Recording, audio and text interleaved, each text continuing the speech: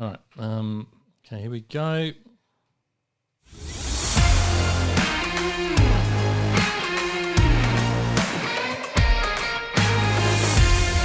Welcome back to Giddy Up Podcast, episode 7. My name is Justin Tippett. I am joined by world champion, Paralympic and funny bloke and all-round good guy from the country, from the bush, the larrikin, the man, the myth, Mr. Don Elgin. I'll tell you what, mate, you keep playing that music, that intro, I'll keep coming back. Every week I refer to it. I bloody love it. It's got me. And you know what else is back?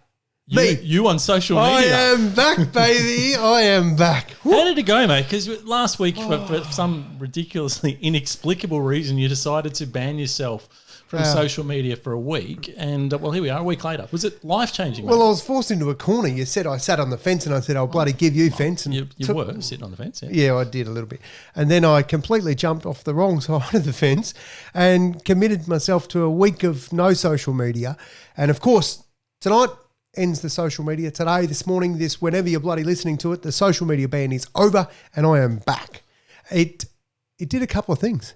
First thing I thought is, how the bloody hell am I going to do this? So I moved all the apps that I've got in a little folder. I moved them 4 or 5 deep into my phone and hid them so they weren't notifying on the front page. Didn't see them. Nothing worse than seeing those little notification numbers. You just have to check, right? Correct, So, exactly. Okay. Good move. Yep, so that was my first strategy. The next thing I noticed, and being a man of observation, I noticed how happy I was.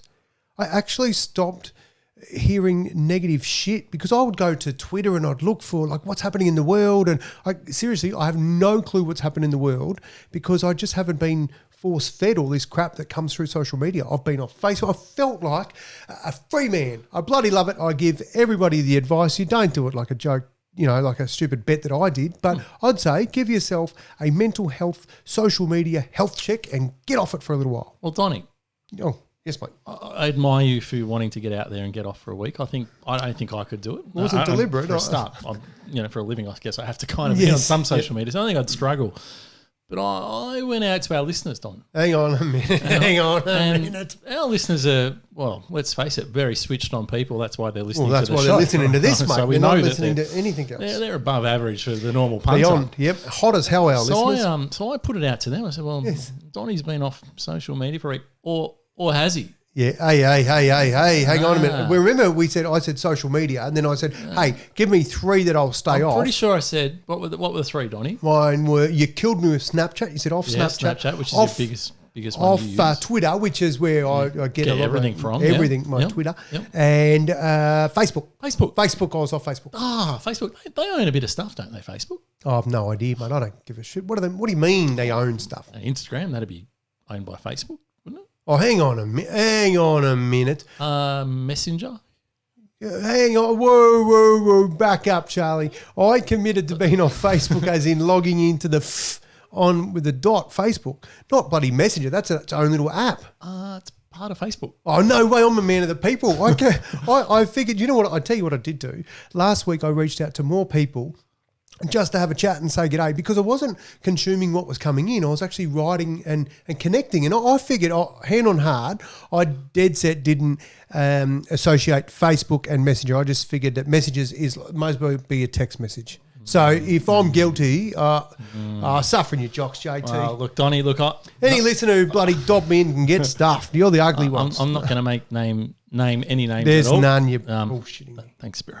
Okay. Oh, he can get bloody Spiro, that mongrel.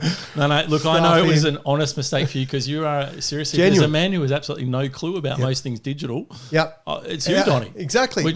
How's your new job going? Mate, well, it's funny. You know what? When I make a bet, I'm good for it, right? So, like, I had no sex for 13 years. I can abstain from things. Like, abstain, I'm good for it. I'm not sure how we jumped from how digital to that, but okay. I mean, staying away, like committing to something. Right, okay. I'm good at committing. So I've committed to getting off the tools, off the hammer and shovel and the drills, and I'm back in the office, blue collar, and I'm in there in the corporate environment, working with people, leading a team of awesome humans that are changing lives for people with disabilities online.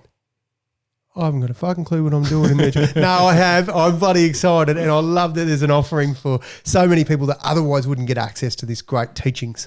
I mean, I'm looking forward to hearing how you go with your new job. So I'm sure there'll be lots of stories that we won't mention names, of course, No, with we people, won't, but because it's a workplace, and I think you get in trouble for shit like that. Probably. But I'm looking forward to, hopefully, because I don't have a workplace, I'm looking forward to some juicy stories and living Which is why you vicariously keep through your life. Getting us into your bedroom. I just wonder what that's all about. You've got to record shit somewhere. No, I hear you. And the Pelmet people, they've been in here too. So. Oh, the Pelmet people did a great job They again. did. Though, but we don't need to talk about that. No, That we've issue moved is on. dead and buried. So, of course, we've got our regular segments, Donnie, and we know that people love the regular segments. And we love the stingers. If we miss one, obviously all hell would break loose. Yep. So let's just find out, well, what's got our attention this week. What got your attention this week? Well, Donnie, obviously not a lot got your attention, I'm guessing, given your social media ban. I have nothing for this segment. I have zero. Social media is where it's at. I didn't get any. So, mate, this is over to you. But actually, we touched on a couple of things that can't be, even if you're living under a rock, you're going to know about, what's his name? Kane or? Oh, Kanye. Kanye. Oh, we love a good Kanye Give update. us a bit of presidential stuff. Mate, it's all happening. It is. It's actually happening, and he's done his big speech. How'd that go? That would have been huge. Would have Well, had thousands. Would have lots of people. Inspired. That inspiration is one of the words Policies. that people did not use when explaining what his speech was like. But look, some interesting stuff came out. We're not here to report on political stuff. I'm sure No, we stay away from politics. We know our strengths, and that's not one of them. No. But of course, it's my job to pick out a few little gems for our listeners. Well, you are the gem picker. And, well, let's just say that cannabis use came up. Right. Now, look, he's never shied away from the fact that he doesn't mind a little puff every now and then. Okay, wait. Can we just back up a bit? Sure. So Kanye he's famous in his own right for what again? He's a rapper. He's a rapper. That's and right. Married to Kim Kardashian. Married a Kardashian. Yep, Right. yep. Okay. Yep. Good. And so anyway, he's just decided that in his inaugural pitch here, he said that, well, basically it should be free for a start. All cannabis should be free. You reckon Trump is a show, mate? This guy's going to be the bomb. He goes, quote, "I must tell you, at my first rally, I did smoke a little bit last night." So that's good. He's on the gear before he's getting out there in the rally. He's got to calm his nerves, of course. Yes. And then not only has he decided that it should be free for everyone, he's decided that, quote, "every black man on trial for marijuana will also be freed." Because Black Lives Matter. Well, and that's the way to do it. It's a weird to come out with, isn't it? That is a big statement early. All I would say to Alex is watch this space, because he went on a massive Twitter rant last night. He's now decided Did he? I didn't see it. He wants to get divorced, and you name it. I think he's quite concerned for his mental health, to be honest. So it's going to be very interesting to see what comes out. So we might we'll just pick some juicy stuff. And at some point, we might just shy away from the Conway topic if it keeps going down the way it's going. The US presidents rock on Twitter, so there's always something. So there we go. That there is. Now we're going to touch on something that it's probably a little bit controversial. Righto, that's unlike this show. Yeah, I know. And I want to talk about suicide again. Okay, right. And I know we brought it up a couple of weeks ago. We did. We had the men talk, had the conversation discussion, and of course, it's been a big week. Look, it has. And unfortunately, again, some pretty high-profile people have been linked to suicide. Now, obviously, we don't know the full details of it. And that's really what I wanted to focus on, because I know for a lot of us, Don and you and I have had the chat and chats amongst our friends and family. I'm sure that the number of deaths related to COVID is look, in the scheme of things, quite low. And we're sort of all thinking, well, we know there are so many people doing it tough, and we're seeing some high profile people unfortunately take their own lives. And you sort of start begging the question, going, well, that's just the high profile ones that we sort of tend to come out. How much is going on right now? You know, people are really struggling, but why isn't this stuff being reported? Why aren't we talking about it? Because it's clearly a problem for society, and obviously in the media, there seems to be a few rules. Don, I know you know a little bit more about this. Absolutely, mate. I whenever we're going to have something that I think this might potentially, and we don't have zero media accreditation. We're not under any journalistic exactly. A couple of blokes decided we've got an opinion. Let's share it. Let's have a chat. Let's have some fun and entertain each week. And I figured that tough topic to entertain. Entertain around that. But the truth is, I went and did a bit of research, because I told you, JT, there's only two things I don't budge on, and that is abuse to women and children. Everything else, I'm open to be educated. And our listeners, some of our listeners are bloody great friends of mine and have educated me around some topics that we've touched on. And I figure, well, I'll get on the front foot, and given I only have 1 foot, that's every time I'm on my foot, that's the one. But I figured I'll go and do some of my own research around why don't the media discuss suicide? Why don't they say somebody took their own life or died by suicide? Why is it taboo? Because people are generally saying, well, why don't they just say it? What happened? That's right. It's always sort of written in code almost. Isn't it? There is a code. It's like sudden death, and then we can always draw the conclusion that it's suicide because there were no suspicious circumstances, Correct. or police aren't investigating, and those sorts of words, right? Yeah. And there's links to Lifeline Beyond Blue, and they should be there. But my research told me that there's an act, and that act, as in what comes through Parliament, is all about saying there's a code of ethics basically for media when they talk about suicide to not glamorise it, because if you're in a situation where you might be vulnerable or basically vulnerable and you see it glamorised, then there could be the potential copycat. They use some other words. It was quite a lot of reading, to be honest, that I went through, and I wanted to get it. And there was also some do's and some don'ts for the media to talk about it. And honestly, we've crossed a couple of those boundaries not knowing, and hence why we went and educated ourselves around it. But what I think that when that act was written, it was come from the psychologists. They've said, righto, this is why we shouldn't do it. This is what the research tells us about people when we glamorise or we paint suicide in a different light.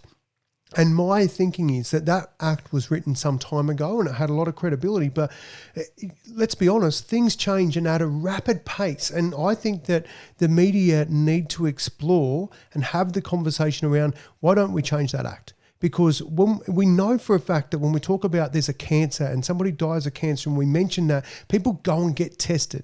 So things go up and they do. And I think when we talk about, and suicide is not taboo, and we can talk about the fact that people do struggle, and which is one of the causes for why people die by suicide is because they are struggling. There's a range of things, but we shy away from that conversation. Yep. It's bloody awkward and it's uncomfortable and families are affected by it. But and it's often left to the families of the ones, but like when you interview their family and friends, they're always the ones that have to say, go and get help, go and talk to someone. But the media aren't the ones that... No, the media almost get away without talking about it. And I don't know, I'd love to hear from our listeners whether or not you think that it's time that the media did actually announce that this person took their own life or died by suicide, or, as opposed to saying all the stuff that doesn't actually allude to it, but still wink, wink, nudge, nudge, this is what happened. And it's a bloody difficult situation. I've had people that I know that have died this way, and it is bloody difficult. But I go, you know what?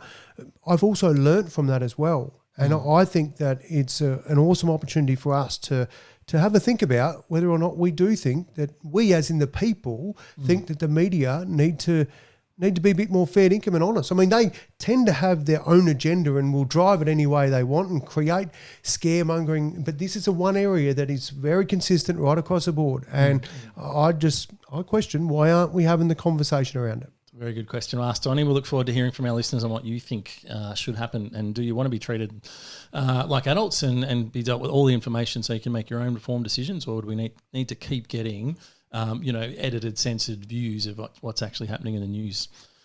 Speaking of, on to our next topic, Don. Now, we don't want to spend a huge amount of time on COVID because, to be honest, we're all getting a bit sick of it. It's just the only thing that's in the news. But we can't get away from it. We can't. It's here and we have to deal with it. So, but again, we just want to pick out a couple of little bits to sort of help set the scene a little bit. Well, look, let's get into it. Reluctantly, but importantly, I must comment on this further alarmism in relation to coronavirus. From 11:59 p.m. Wednesday, Victorians will have to wear a face mask. Like the lockdowns, no evidence, not a single slip of paper to justify this make-it-up-as-you-go approach. I mentioned last week that I have read medical material, which says two things. If you have the infection, the mask can help prevent the spread. But equally, quote, often people wear those masks incorrectly. They take them on and off, they touch them, they don't change them after a few hours, or when they get wet, and all of those things make them useless. Unquote. As the Vice President of the AMA said, I think there's a danger that they give a false sense of security, unquote. We could listen to Alan Jones talk about that for a fair while. Now, he's never shy in coming forward with an opinion, is he? Yeah. Interesting that he left, where was it, 2GB for health reasons and rocked up with a segment on Sky News. Did he jump? Was he pushed? Or there's something in that. But I tell you what also I think would help the mask situation, and that is if we stop bloody mask bashing.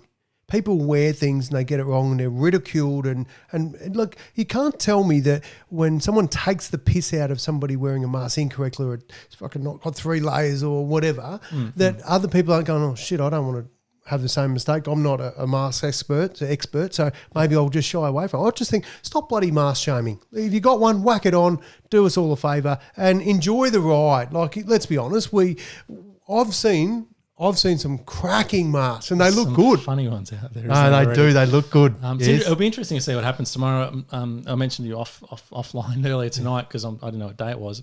But I was at Southland earlier today and walking around. I reckon literally there's about 20% of people were wearing a mask today. Right. Okay. And it's interesting, isn't it? That it starts from 11:59 on Wednesday night.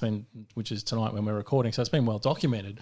But you sort of think, well, that's good that the coronavirus decided to have a break for a few days until we all decided to start wearing a mask. I mean, the reality is, why didn't Daniel Andrews just come out and say, you know what, it'd be bloody great if everyone started wearing a mask today, but we realise it's going to take people a few days to get supplies and get stock. But if you've got one, we'd love you to start wearing it. Where was that dialogue? It's just the leadership seems to be lacking a lot in Victoria at the moment, and I'm sure all the Labor people will just bash me now, but that, I call it as I see it, and I thought he was doing a good job up until not a while ago. Now it's all gone to shit. Yeah, well, but you're right, JT. And I think when you look at it, we can say, righto, things are mandatory from this time, but if you can make it, get the jump on it, why wouldn't you? And you're right. It's those little bits of information. I mean, he's got time to prepare his speeches before he comes out. He's doing an hour presser every day. So he's not doing that on his Pat Malone. He's got a bit of support with it. So would have thought so. Last thing we want to mention might be a job there for you, mate. Thanks. Speech writing for the Premier. Last thing to mention on COVID is the unemployment rate, and it's something that does affect us all because if it's not you that's unemployed, I'm sure you know someone, whether it's friend or family, who's doing it pretty tough at the moment. So the rate's gone up to 7.4% in Australia. It's the highest it's ever been since 1998. So, 22 years ago, and the prediction is that it's going to keep rising over the next couple of months. So unemployment is going to be a huge issue for us as a country going forward. Yeah, and what that also does, JT, is it has a ripple effect or a massive impact on things like house prices, people without jobs, so there's less competition at auctions, there's less auctions, there's, and people are reluctant to spend because, not knowing if you've got a job. And that's going to hurt retail and the cafe owners and everything. So it has a big impact. So when we hear about unemployment rates, I was told earlier in the year, if unemployment hit 10%, then house prices would effectively lose 20%. So of their value. So you think about something you've been sitting on, you think, right, I've got $1 million property now, and now overnight, because of unemployment, it's effectively worth $800,000. That has an impact. And I'm just impressed you worked it out in your head. I've been working out all week. I haven't had social media to play with. Now, of course, one of the things we touched on briefly was breast cancer last week, and I don't want to sort of revisit that because I know it's a bloody tough topic for a lot of people. But I think one of the things, the point we wanted to make last week, though, Don, was that just because Corona's around doesn't mean all the other news stops and things just don't go away. Correct. And I know you were out of it for most of the week. It felt like all week everything gets stopped. In the news. So I just... Tell us what else has been happening, mate. That's his segment. Just wicked up a couple of things. Yesterday, 14 dead in a mass shooting in America. There you go. Now, normally that would be sort of leading news on pretty much every station that ran it. It was literally buried in, page, 6 of the news. So it shows you everyone's obviously so focused on COVID at the moment. But otherwise we'd be having another gun debate and, another mass shooting in America and blah, blah, blah. So are we desensitised to mass shootings that they can't even top a list of a headline anymore? Look, maybe, but I think, we're a bit of self-interest. We're all interested in what the latest numbers are in Victoria. And, are we? Well, I think a lot of people are. And a lot of people are really nervous about whether we're going to go to stage 4 and what that means for everything. So, I think, I think it's all perspective, isn't it, at the moment? Right. People probably focused elsewhere. It's front of mind. There's obviously a lot happening with China and Hong Kong at the moment. That hasn't gone away, Donny. So there is. That ain't going away, mate. China ain't going to back down on that one. No, it's getting messy. And there's also a huge little hoo-ha brewing over one of the oceans over there, or one of the seas over there, around China claiming ownership over there. And again, I remember this dispute about 6 months ago. It was front page news, and World War III is coming, and there's a lot of shit that's escalating very quickly over there. Yeah. There's a lot of all countries are over there practicing their little war games at the moment, and we know how they, one false missile going somewhere and it's game on. So again, I think that watch that space if something's going to happen. Now, Don, for all our Bachelor fans out there, Bachelor in Paradise obviously going at the moment. I know you love it, mate. Even with social media, that one's not going to get. Don't pretend you don't it's love it. Not. But the good news is, mate, the new season of The Bachelor is there another season? It is only a few weeks away. Mate, it's a huge ratings winner, Donnie. And Lockie Gilbert from Survivor, one of the fan favourites from Survivor, is this year's Bachelor. Didn't watch. Good-looking rooster, Donnie. Oh, he's a male model, one of your mob. No, not one of my mob. He's actually a good-looking rooster. And so look out in a few weeks. I know you'll be tuning in, Don. No, mate. Speaking of tuning in, yep. The Voice, we've made a few comments. The final. Mate, what do you think? I didn't need social media to tell you. Chris Sebastian. Yep, hats happy off. with that? Chris Sebastian, good on you, mate. You can sing. But you are not The Voice. Wait. No, it's just bloody. This is why I don't watch reality shows, JT. Bloody producers get their sticky little noses in shit. Hang on, the people voted, Donnie. Bullshit, it was a public they did. vote. No, they did not. You're saying it's rigged? Yes, I am saying it's rigged. I'm saying that the public did not bloody vote for that because the public, unless they're all at the bloody next Paralympics, actually the deaf aren't there, but where I'm telling you, you had to be stone cold bloody deaf not to know that Johnny was The Voice, mate. That bloke can sing a roof off any church on the planet. And they just snubbed him. And I'll tell you what, I have a conspiracy. I have a theory around this, JT. All right, what's your theory? Like your listening gear around this, kids. I reckon that Johnny, well, he's a Yank, right? I reckon he's come over from America. They've said, mate, you can go on this show. You're pretty bloody good. But you're not an Australian citizen, so you can't win it. But they didn't tell the punters that. They just brought him in because he's good and it's entertainment. But that's what I'm thinking. So, of course, I go down the line. Who's next? Well, Chrissy Boy's there. Guy's done his gig. Bloody bang. There's your Aussie winner. That's my theory. That is one of the shittest theories. I mean, the people decided. People did not... kids... Do not waste your 50 cents bloody voting because that shit, your vote doesn't count. They just rack up a bit of cash and then they stick it in the skyrockets. They pay the contestants a bit of cash. How do you reckon they get that $100,000 prize money, JT? From the votes. Not out of the bloody Red Cross. From the votes. Bullshit. That's why people vote. That's right. And they give it to whoever they want. Nah, they got it wrong. Disgusting. Wow. Okay. Yeah. Delta, you'll be doing well to bloody get me to tune in next. No, I'm not happy, mate. I'm going to ring her up and just say she's... Don't go there. It's not good. All right. Well, there you go, Don. So, look, plenty happening. We don't want to talk too much about some of the other stuff that was happening. We're going to skip over that because I can tell you're just 4 hours in into it already. Right, here we go. Right, let's go. So, we're into our next segment. Oh.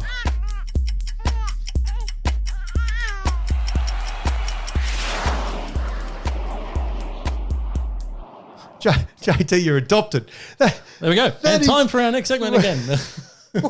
It's hard to get a real serious dive into your life when you're bloody playing baby hip hop. Doesn't need to be serious. No one likes it. It's a lighthearted chat. But you're adopted isn't. Well, it's not the most lighthearted thing we've talked about on this show. But let's recap. Right, for the punters that haven't tuned into any other episode, this is where we're at. JT's adopted, and we've looked back. We've found out that he's always known he's adopted. He's gone to an agency. They gave him an envelope. The envelope said, mate, here's the details for your parents. Go, good luck. Here's how you write a letter. You went to your mum's, had lunch, caught up, asked a lot of questions. Your mum has unfortunately passed away. You met all your family at your grandma's funeral. That was the first time you all come together. You met your Uncle Evan, other people that are in your family, and you've told us a bit about your mum, who, not your biological mum, but your adopted mum, had been married, and then, of course, she had separated. So then you already had a dad, and now you have another dad and you have a biological dad. So you've got three dads in the picture. You've got three dads in the picture, and you have obviously two mums in the picture. So, mate, you're going to pick it up there, and you're going to tell us about your, what happened after that. All right. Well, geez, where do we start? Look, I think this episode, let's talk about my dad. Right. So, obviously, which dad? My natural biological dad. So when I met my mum, and her first words were, "Oh my God, you look exactly like your father." She said that. Obviously, very keen to meet my dad at some point. And Look, she didn't have a huge amount of details, and I think I touched on that earlier. It was a pretty traumatic time for her, and she was quite young at the time, and there was nothing on the birth certificate. So, look, she had a few details, one of which was that they met at the Preston market, and she had a surname, but not a full surname. It was only a part of the surname. So, sorry, she wasn't still in contact with your dad? No. So they had no further contact at all. And once essentially that they'd found out that I was pregnant, that was pretty much see you later at that point. So it had absolutely nothing to do with it from that moment. Okay. Really. He was certainly very aware that she was pregnant, and his family were aware, but they just wanted nothing to do with it. And there was no details about him in your birth certificate envelope. Correct. It was only details about your mum. Correct. So, it's like, okay, well, I want to try and see if I can find my dad as well. I always set out to find, my mother and my father, of course. Is this needle in the haystack? It was 100% needle in the haystack. So I literally had a first part of a surname, and I won't say it because I don't want to go too public on a few things, which will be easy to link up later on. But it was a pretty common part of a first name, and that's all I had. But I did know the bit about the Preston market. So So what I did, Don, you didn't go to the market. No, I didn't. But it took me literally about 2 years. It was back in the day where we had the white pages. Wow! And I looked up the white pages, and I rang every single phone number that had that part of it in the surname. And I'd said that I was doing some research on behalf of the Preston market, and I was doing a 25-year anniversary. Did you or your parents have a stall at the Preston market? Holy shit, look at you go, buddy. That was my little telemarketing campaign. Wow. It took me about 2 years to get through the list. And eventually I got to a number where someone said, no, my folks had a stall there, and I knew what type of store. It was a clothing store, and I thought, here we go. This could be it. Oh my God! And so I said, thanks very much, and then I followed the same process, send the letter, and so I wrote the same sort of letter that I'd sent to my mother. Yeah. And remembering my mum rang me pretty much the next day that she got the letter. Yeah. So I sent the letter, and the phone didn't ring the next day. Donuts. Yeah, nothing. The phone just didn't ring at all. Oh, for months. Nothing. Nothing. So I thought, this isn't good. And so did you have the correct address? Did they give you the address? You start wondering. Right? I mean, I got it from the phone book. So, you thought, oh, geez, maybe I bloody got it wrong. I did ring a lot of numbers and probably didn't have a Microsoft Excel back then. So, there was paper and shit everywhere. So I could have stuffed it up. So I ended up writing another letter, and I sent it registered post. Right. So at least someone had to sign for it that way. And I thought, well, at least I'll know that they'll get the letter. Yep. And still got donuts. Right. Did they get the letter? The letter was signed for. Right. And there was still no contact. Righto. And so at this point, are you thinking that I'll go back to that phone number and ring him again and say, buddy, we need you to come to the reunion or something? Yeah. So I pretty much did ring back months later. Right. And pretty much got a no. That's no, I don't think that was actually right. Do you know who you were speaking to? Well, now I do. Yeah, right. But at the time, I thought, oh shit, maybe I did really stuff this up and get it wrong. And so I pretty much had to go and retrace my steps. As I said, this took place over years, right? Yeah, it wasn't like it was, I did it all the time.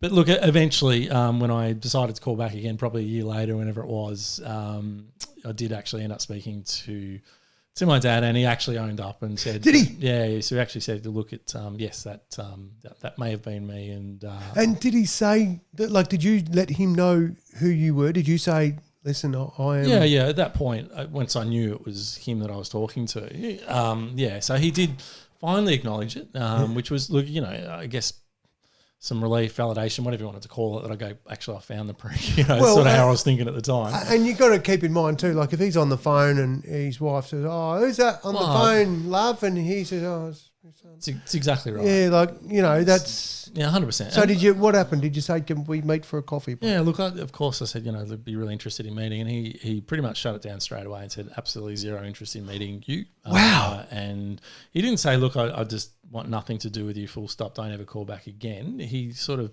in a diplomatic way, just said, look, I'm not really interested in meeting you at this point in my life, but, happy if you want to check back, in the future kind of thing. So, did he believe you? I don't think he didn't not believe me at that point. And so that's kind of where it went. And so literally I rang probably, once a year, every 18 months or so, I put another phone call in. So it had already taken you 2 years to get to this point? This is literally over years. Yeah, correct. Wow. So, and pretty much got the same answer every year, just saying, oh yeah, great, look, there's a lot going on in my life, blah, blah, blah. Look, I'm not saying that I won't meet you one day, but it's just not the right time for me. Right. It's all about him. Yeah, of course. That was kind of him. Yeah, it's right. And so that's kind of how it went on for years and years and years. Tell your mum? No. So obviously mum had passed away at one point. Oh, okay. So in that space. So she didn't know this pursuit. No. Look, I didn't talk to her about it. I knew it was very upsetting for her. And obviously things probably didn't end well, and he wanted nothing to do with her and stuff. So I just didn't drag that back up. Correct. So out of respect for her, I didn't really keep her across that. But one of the things that really pissed me off was when she did pass away, and I actually rang him and let him know, and he just didn't come to the funeral, and I just thought, what sort of a person are you that you're a large part of the reason why her life's as messed up as what it was. Yeah, and right. She went through so much trauma, and you haven't even got the courtesy to go to a funeral. I thought it was pretty ordinary. Pretty ordinary act, to be honest. And so look, that went on for a long time, and I ended up turning 40. Right. And so this started when I was in my mid-20s. Jeez. And I had a 40th, and I spoke to him, and I said, you know what? Mate, I'm 40. I've got 2 kids of my own. I'm not just some little teenage kid here. I said, this is bullshit. I said, we're going to meet. I'm sick of it. I'm coming round. Basically, I said, look, you got a couple of choices here, but I'd like to do it on in a nice way. But look, it's not like I don't know where you live. I could just rock up on your doorstep, and could have for 15 years. So and made it very difficult and put him on the spot. Correct. Yeah, so right. I thought I really was doing the right thing by him for a long period of time. And but turning 40, when you sort of, for those who have been there, it's a sort of a milestone. And you know what? And that's where we're at. And you see things differently at 40. You're starting to go, well, a bit, probably halfway through. That's exactly right. I thought, and at that point, Don, I honestly didn't know what nationality I was. And right. Obviously don't look, the complete Aussie. I got a bit of whatever in me. I'm full-blown skip, and I get mistaken, mate. I'm not even sure. We've known each other for a long time. And that's exactly right. And when you have a couple of kids, of course, there's a whole bunch of genetic things you want to know, the things that I should be looking out for me, for my kids, and then I'd love to be able to answer the question of what nationality you are. So look, finally he agreed to meet me. So literally, sometime around near my 40th, I met my dad at a cafe in Armidale. Mate, we're going to leave it there, but I'll tell you what, I'm coming back next week. I am so back. Excellent. That's the idea. Oh, shit, that's good. All right, so that's the end of my adoption story for this one, and now we're going to get into one of our favourite topics or our favourite segments, Donnie. Driving. This is when we get some classic media clips from around the world. We search high and low for these, JT. And what do we come up with this week, Don? Mate, this is something that, it's an honest mistake. It's a lovely girl out for a run, and she's about to be interviewed. And, so much so that people around the world have thought this is bloody hilarious. And so they've grabbed it and put it on their show and said, hey, check these bloopers out or things that have happened in the media. Yep. And this is what's happened. Well, look, one of the things I want to add to that, Don, right. is that one of the things I love about our show is the fact that we record it live. This is live. So there's no room for margin of error. Oh, have we stuck up wrong?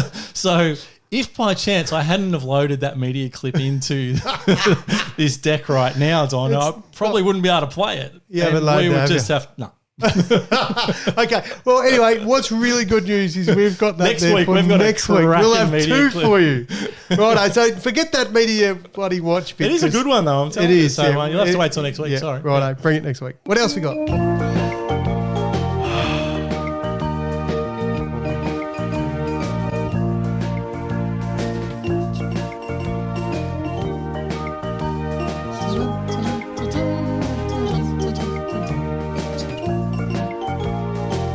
Wait for it. Oh, I love that symbol at the end. I was banned from singing. I want to belt that out because every Friday It's a catchy tune, isn't public school, mate, we'd get up. It's had a revamp too. Do you believe that? Bloody awesome. It goes for about 3 minutes. So when I had to try and get a stinger, I just couldn't find a little bit. You just got to play a little bit of it because it's such a cool tune. Yep. And it tell you what, it takes me straight back. And that's why when you're going to have a segment called Don's Diary, you need to be able to get in the spirit of thing. And that, of course, that takes me back to my primary school days, ringing the old school bell. I was a bell monitor there for a while and it was bloody great. So I've gone to the diary, JT. I've ripped out a page. Love it. The page, let me give it to you. Now, by the way, there was nobody biometrics back then. So no phone fingerprints and stuff like this. Is old school rip out page, not bloody automatic diaries and shit, right? This is it. Love it. Let me read it to you. What do you got for us? 3rd of April, 1982. I live in Tokemall and I'm 6 years old. Today, Mum reminded me about a talk yesterday. I also had a lot of people cross the road when they saw me, and I got a whack from Mum for being a little shit. Yesterday, Mum sat me down and said, "Now, Donnie, do you know where you were born?" I said, "No, Mum." She said, "You were born in a little Victorian town called Donald. Did you know you were named after your dad?" I said, "No, Mum." "Yes, you're named after your dad and your dad's named Donald." I said, "So, Mum, I was named after Dad. His name is Donald. My name is Donald, and I was born in Donald. Wow, that's a bit weird, Mum. And now I have a sister called Donna." Mum, she just looked at me and she said, "Yeah, you do." And she had a bit of a laugh, and I love it when Mum laughs. And I said, "Mum, I'm really glad I live in Tokemall." And she said, "Why is that, Donnie?" And I said, "Because I don't have any siblings called Tokemall." Yesterday, Mum also told me the story. She said, "Now, I want you to know you are just like the other kids." Mum and Dad always said, "I'm just like the other kids. I'm just like my brother Jason. I'm like my 3 sisters, Heather, Donna and Sandra. I'm no different. We're all the same. Yeah, I know. I'm just one of the kids." But yesterday, she said, "This week, I'm going to be a bit different. You're going to be in the paper, Donnie. You're going to help the Good Friday appeal. Since you were 3 days old, you have been going to the Children's Hospital in and out, having lots of operations and getting new legs when you grow and when you wear them out. And you're going to be the face of the Good Friday appeal."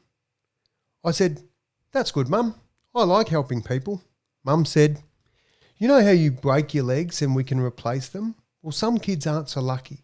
So we're going to go and help the Royal Children's Hospital raise some money.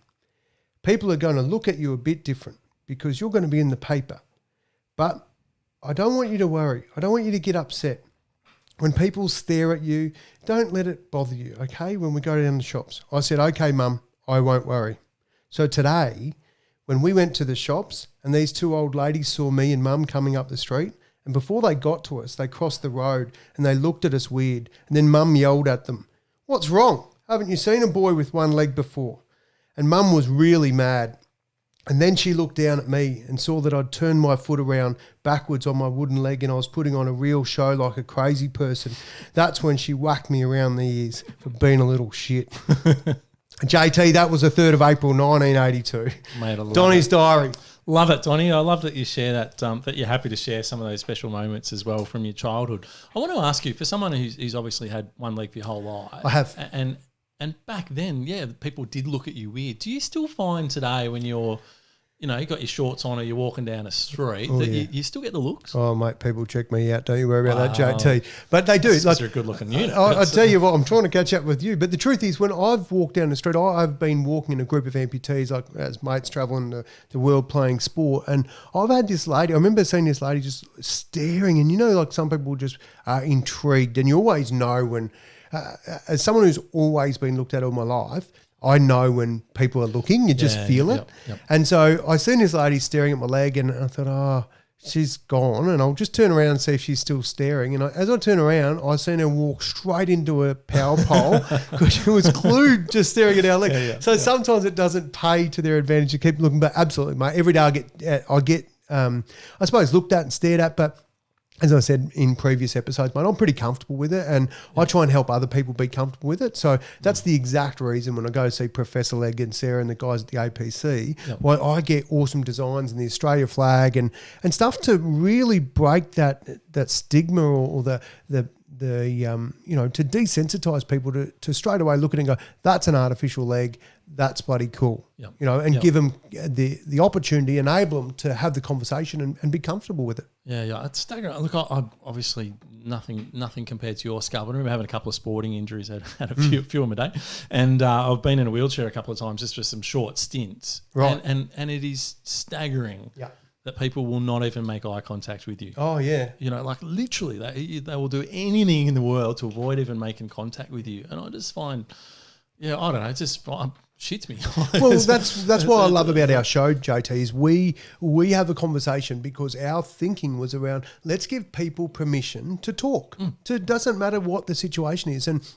And I love it. And we'll talk a lot about my new job. And it's literally with every single day going and seeing people with a massive, massive range of disabilities. And I can assure you those people aren't always in the fortuitous situation like me to be comfortable and have a chat about it. But they've all got a story. You know what? And when we start hearing them, you'll be bloody blown away, mate. Look forward to it. Awesome.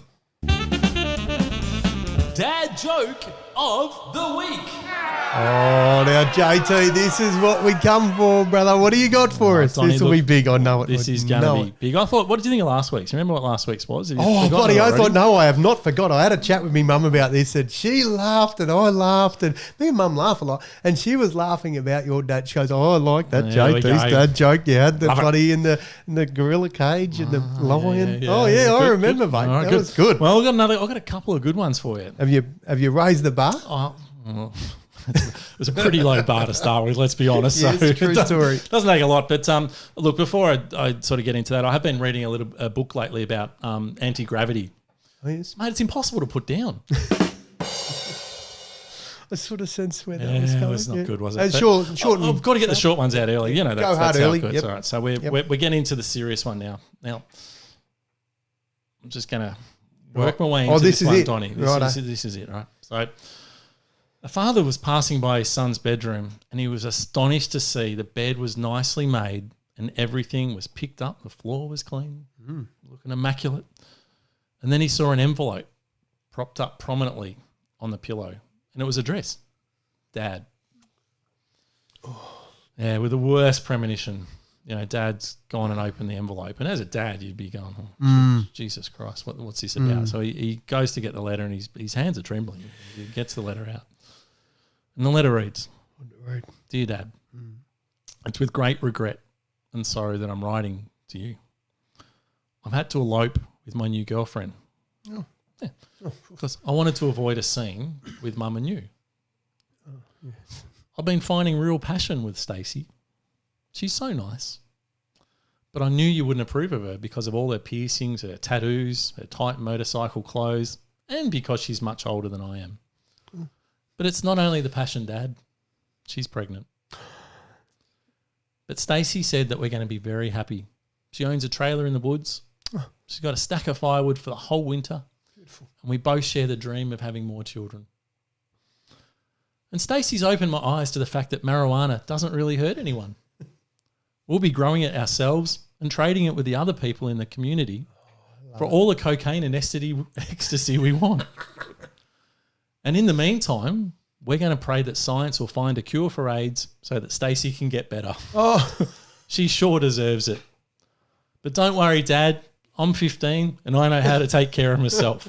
And someday I'm sure we'll be back to visit you so you can get to know your many grandchildren. Love, your son, Joshua.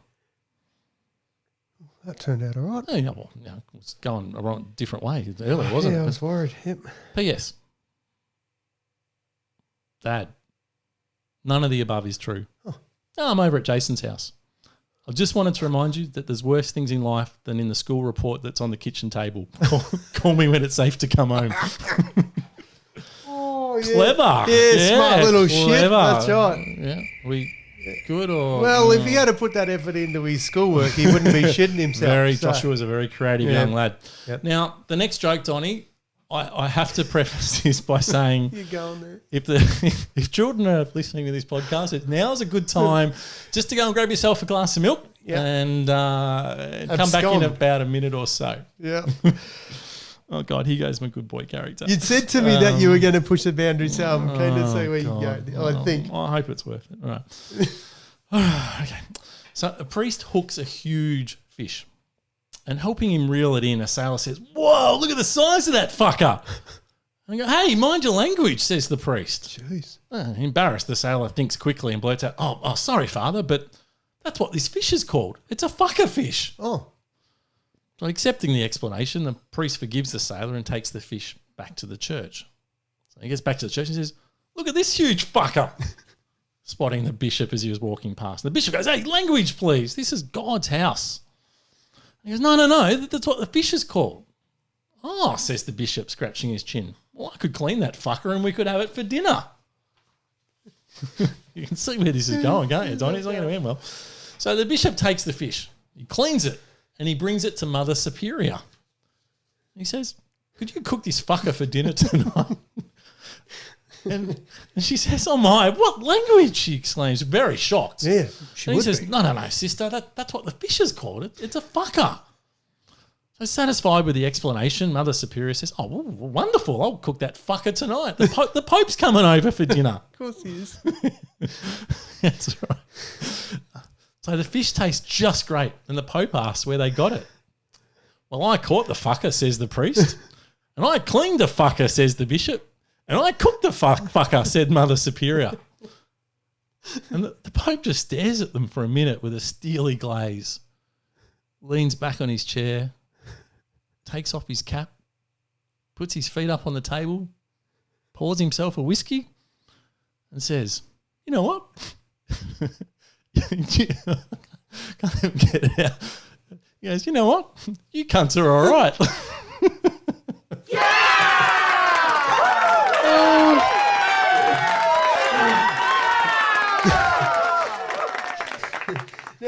Now that could have ended before the Pope spoke, and it still would have been funny. Like that's see, there you go. That's why we need the people to help us. Jesus, Help us send now. me some good jokes. I know our good friend Clinton sent some in, and he deserves to be loved for that. So well played, well read, JT. We love your jokes. So dad jokes are seriously the highlight of the show. What's next?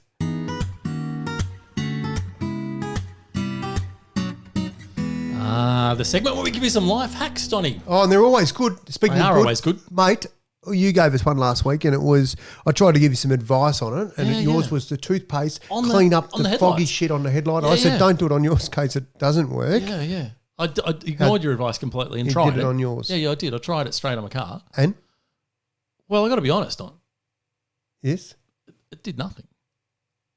told you should have tried it on the neighbours. Well, actually, that's untrue. It actually smelled all right because it had a minty toothpaste. So it actually so smelled the all right. cops pull you over for loitering or being somewhere you shouldn't. At least it smells good. Oh, Jesus. Yeah, but it actually did absolutely freaking nothing for the fogginess on my headlight. So shit tip, basically. Okay. Have you got some good ones for us, Don, that I actually have. work? Well, I don't know if they work, but I tell you what, I loan a lot of shit out. So I'm from the bush. I grew up with a whole lot of tools, and I loan shit out. Speaking of which, I've got your grinder still.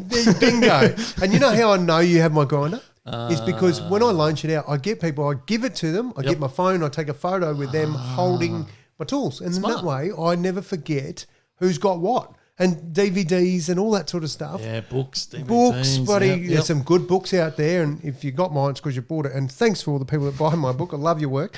So take a photo with your stuff that you loan out, even if it's money. Get them to hold up the money. And I tell you what, they'll be posing with it and you'll know how much they owe you. Good tip. Like it. Yep, because sometimes shit takes a lot longer to get back than you think it does. Okay, another tip for you, JT, is...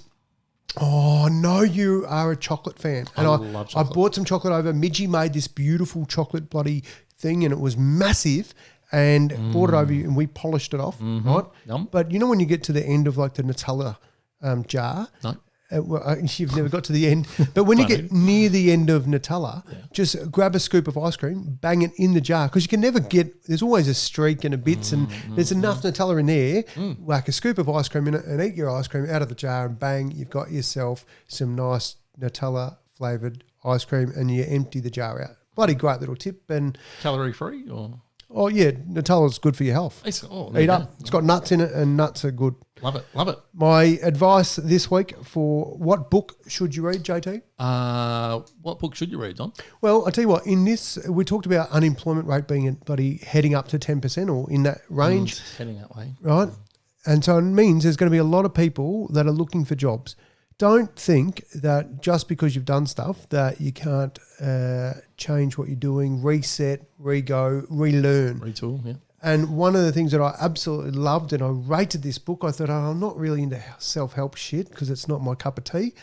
But I read The Naked CEO, and I probably picked it up because I thought, been disappointed. Yes, I was very disappointed initially. Yeah. It wasn't quite where it should have been in the library. But anyway, that book is a dead set ripper, and why I love it is because some of it is just practical tips about what questions to ask when you go for an interview. You know, that sort of real life shit that helps you. Someone who's been there, done that, and provided to stop and help other people on the way up. And I bloody loved it. So Naked CEO is my book tip for this week. Love it. Good tip.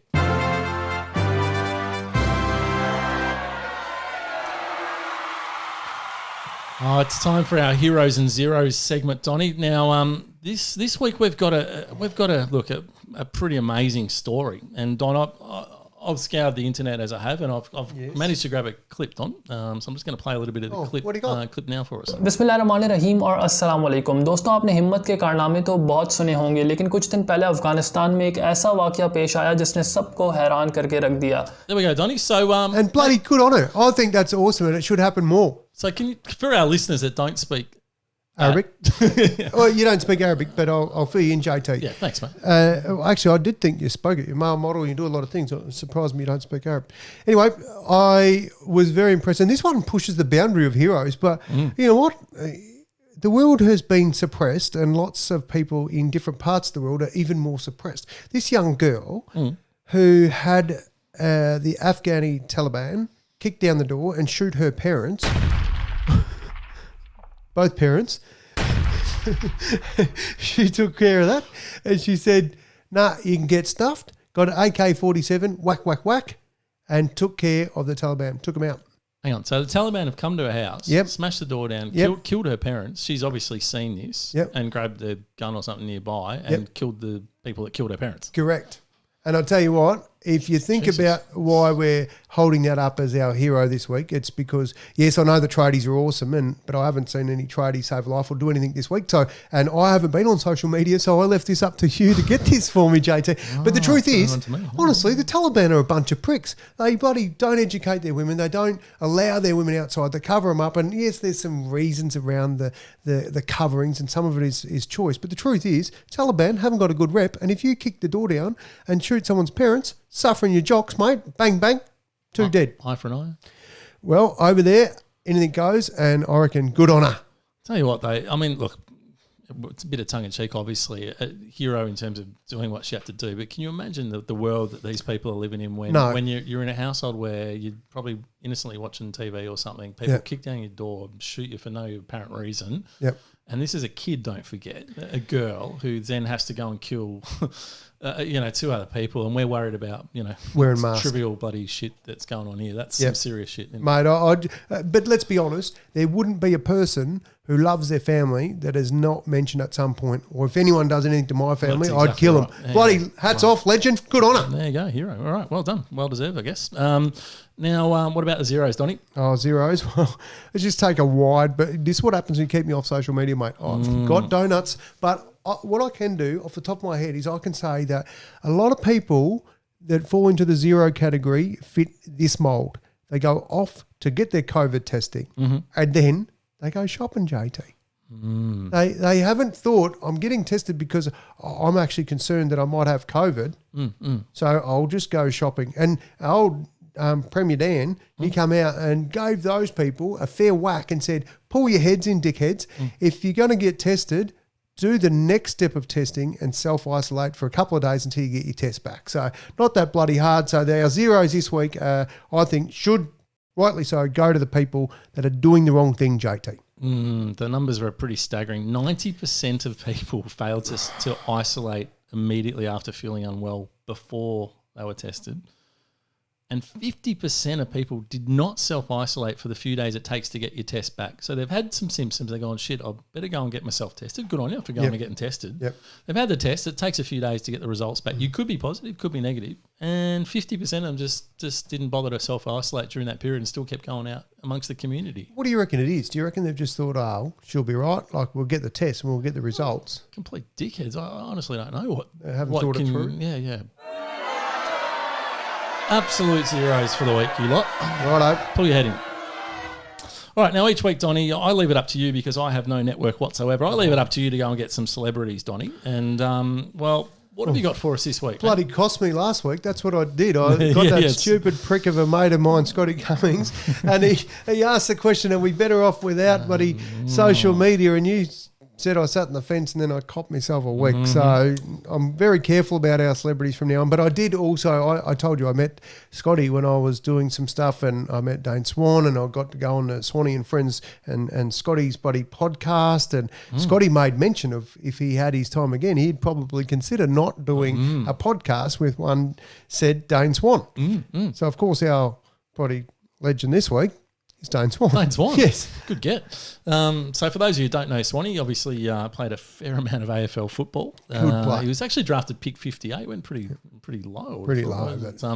Given he went on to be one of the best midfielders in history. But just the Brownlow? Won't read out too much, but look, premiership player, Brownlow medalist, 3-time Copeland Trophy recipient, 5-time All-Australian. In 2010 won the Lee Matthews Trophy as the league's most valuable player. Averaged 27 disposals, and most importantly, he was the runner-up in the 2017 I'm a Celebrity, Get Me Out of Here. Oh, that's the most. That's why we got him. That is clearly the best bit. All right, let's have a listen to what Mr. Swan had to say. What did he say? What do you want to say? Yes, Donnie, I've managed to get the great man Dane Swan here. And Dane, the question from Donnie is, what would you do differently in your life if you were able to do it a second time around? Hey, Donnie. Listen, not a hell of a lot. So I think most of the stuff that I've done has brought me to the person I am today, and I sit pretty comfortably with who I am. But probably the one thing that I would do differently would not get involved with Ralph doing a podcast, because it ruined one of my good mates' lives. So I'd probably avoid Ralphie in the podcast game.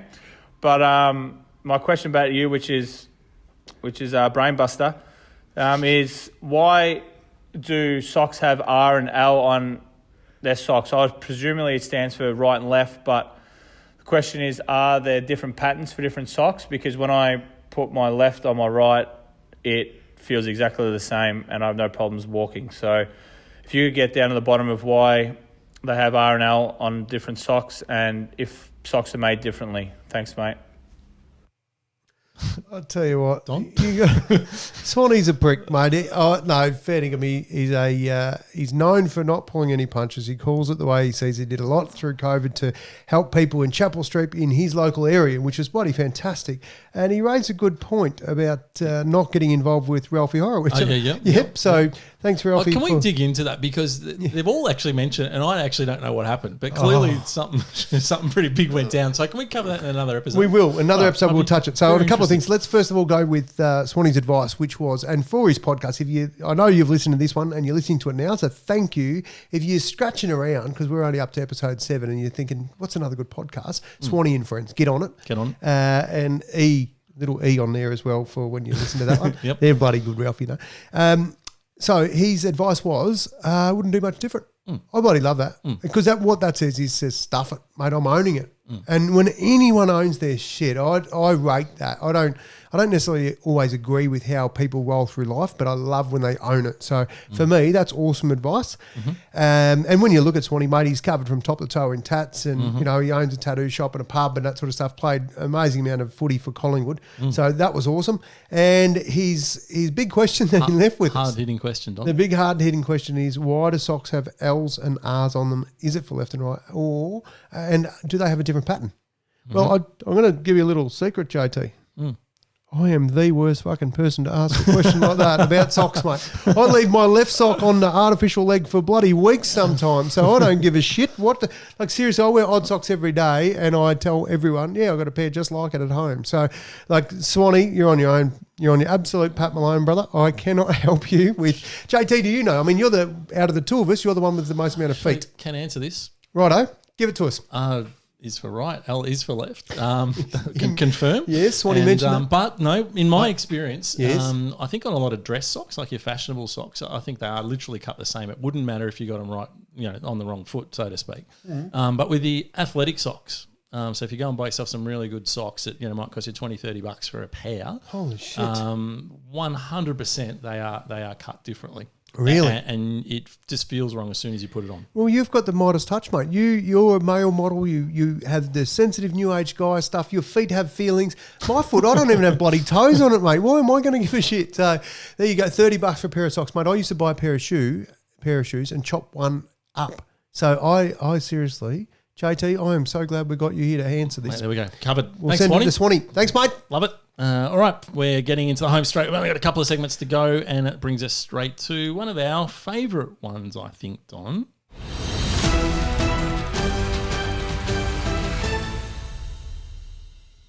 Audience Q&A. Oh, the audience. Donnie's looking at me I'm going, thinking, what the hell is which this one is segment? now our favourite? I thought the dad jokes were our favourites. Oh. Right, yes, the audience Q&A. I had a couple of people write into me, JT. And I've just gone. That's the bit I was waiting for. I've just gone out to the mailbag, and I've got the Giddy Up mailbag. We've got our own PO box thing. I would give it out, but it's COVID, so I can't give that out. So just write to us on emails and shit, like these people have done. They've asked us a couple of questions, JT. Right. One of the questions Yes. that I had Love a good question. sent in was, is JT single? That was a question that I had, and I wrote back to the bloke and I said, listen, mate. That's good. Anyway, what? Did we get any real questions from anyone? We got nothing this week. No, I did have one. It was one of those ones, would you rather? So this is the question the only question I had come through to us in the mailbag. Yep. Right. And it was, would you rather swim all day or lie dead still, can't move? You got one day. Swim all day or lie still? I would pick lie still because I physically wouldn't be able to swim all day. Right. Oh. That's the only reason. There's your answer, kids. Thanks for sending that in. And for anyone else who wants to send in the big question, like seriously. Was that it? That's I don't want to say it was a shit question, but that's because no question is a shit question from our listeners. love it. So thanks to... Yep. Yeah! Great question. Thank you for that. But do you see how this works? So what this is about is about saying, people, you walking with your cat or your dog or Please send your us some child, better questions, yes, please. send in something. We'll answer it. We have absolutely no dramas with answering shit. We're sorry, the number you have dialed is not in service at this time. Now, Donnie, I want to give people a bit of a tip because I actually haven't been that angry this week. Nothing's really pissed me off too much. You've been off social media too. Oh, it's had a quiet week. Been occupied doing some other stuff, so it's been quiet. But one of the things I want to do, I just want to try and educate our listeners a little bit as they're going through their day-to-day life. And there is a lot of reason now that people are ringing call centres. Just about all businesses have a call centre. Yes. When you ring a number and someone answers it. And we've all run into the press 1 for this, press 2 for that, press 3 for that. What are they? IVRs. IVRs, So we call them IVRs. IVRs, What's integrated that mean? voice response is what it stands for. Okay. And I just want to educate people because I know a lot of people, yourself included, Dom, will typically just try and hit 1 or 0 or hit anybody Shortcut number it. just to try and shortcut, Yeah. bypass the system, etc. Well, you tell me that don't work. Well, it might get you through to an agent. Right. It might have that effect. Like But look, there Maxwell is Smart type. there is a reason why call centres do that, and Right. without getting too technical, but it is what we call skill-based routing. And the whole idea of that is, depending on the button that you push, gets you through to a different skilled type of operator. So in a 000 example, if you ring 000, what it would say is, say, press 1 for police, press 2 for ambulance, and press 3 for fire. Right. When the person answers the phone, they've got people that are only trained on police calls. Right. And that might be like hostage situations or what to do with a crime scene, etc. Cat stuck up Obviously, the tree. your Rambo people, the medical stuff. If someone's having a heart attack, lie them down, roll them on their side, all that sort of stuff. So completely different skills. Yep. Now, in a call center, that's pretty much the premise of skill-based routing. And while it might not be, that example, it could be sales or But service. one to pay your bill or two to get a new it's contract exactly right. or It might be something. car Yep. insurance versus Yep. house insurance because they're just completely different skill sets. Right. So what call centers genuinely try to do is is Yes. get people to the right skilled agent as quickly as possible, because it's going to be better experience for the customer. Yep. And it's going to be a lot quicker for the call center, because otherwise it's just going to have to be transferred around and you know, it's just a worse experience for everyone. Yes. So there is a reason why we actually do put them in. And as much as it's annoying listening to the options sometimes, and maybe, you know, there are some bad designs out there. They may not have all the options as to why you're ringing. But most of the time, there is a lot of time and energy spent from businesses actually designing those IVRs. So my advice to you guys is, if you do ring a call center, just spend that extra 10, 20 seconds listening to the options, because it's actually going to make it better for you. Right. Great bloody advice, JT. And you know how you know that? Because you are one of the top 25 most influential. read it on the internet. No, JT. If anyone, ladies and gentlemen, boys and girls, most of us know JT is the male model from the JT and Don podcast. Giddy No Up. one actually knows this. Is that long? No, but that's what you know as when you walk down the street and stuff, right? But the world that you have away from this podcast is very, very professional, very corporate, and really you've run call centers at the highest level. You've had your own fair whack of hiccups, and you've it's fair to say you've seen it all. You also advise call centers and big operations, and when the media want a comment around another call center being offshored and all that sort of stuff, they come to you. So you genuinely have, and it's not all beer and Skittles at the top end. I mean, you've got your critics. No, it's exactly right. It's tough at the top, as they say. But I remember last year, I think it was last year, I was on a current affair. Right. And when the producer rings you and they say, oh, it's, you know, blah, blah, blah from current affair, we'd like to interview you. And you're sort of thinking, okay. I'm about to be doorstopped. Yeah, you know, what have I done? So even when we actually did the interview, I think it was on, you know, the use of offshore call centers or something like that. And, you know, as you said, I'm the go-to person sometimes for that sort of comment. And, but I was just waiting at some point in the middle of the interview. They just going to subtly pivot and go, well, actually, Mr. Tippett, where were you on the night? And I was like, what? Exactly. That's my sort of interview. I was on guard the whole time. Thankfully, it didn't. They didn't do that, and it was generally about call center stuff, which was good. So, oh, very good, There you JT. Well, thank you for your blowtorch. It's lovely to have you in a real smelling the roses type mood, and not shit canning someone who can't do their job right. So we bloody love it. The people have loved. They've been intrigued about your blinds and your light leakage. So glad that's all resolved. Is it all resolved, by the way? all resolved, mate. Sleeping like a baby. Sleeping like a baby. Never felt better, mate. So thank you, everyone, for listening in to another wonderful episode on Giddy Up. Don't wrap this up yet, JT. I want to remind people the reason we haven't got a shitload of questions is because we've got a new thing. We have. We've got this is how you're going to be able to send them in. Mate, this is a very, very exciting moment. We do actually finally have a Facebook page. Boom. So we're going to post some content on the page, and you can share the page and tell everyone and blah, blah, blah, blah, blah.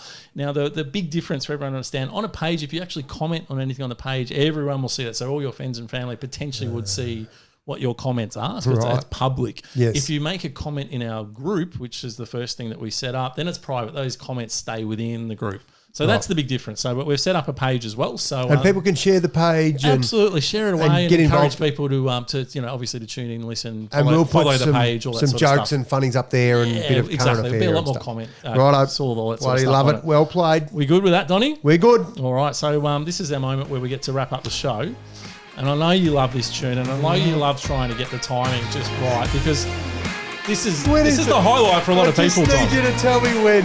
It's soon. Like. Giddy up! I fucked it. Yeah. All right, our good little video people. Oh, our video humans. Hello. Hey, guys. Well, they send us this. Well, It's a big list of shit. Donnie, we got a huge list, actually. I actually had to put it into a spreadsheet and start sorting. It was pretty diabolical. And the fact that we didn't actually publish last week's video didn't help. No, well, it wouldn't have, because that's when our best work was on there last week. It really was. So basically, as per most of our episodes, we got absolutely nothing. Donuts. But So lift your game. If you're still watching this right now, go to the subscribe here, the comments box, right? And then go underneath there. And if you're still watching, this is your cue not to leave it bad.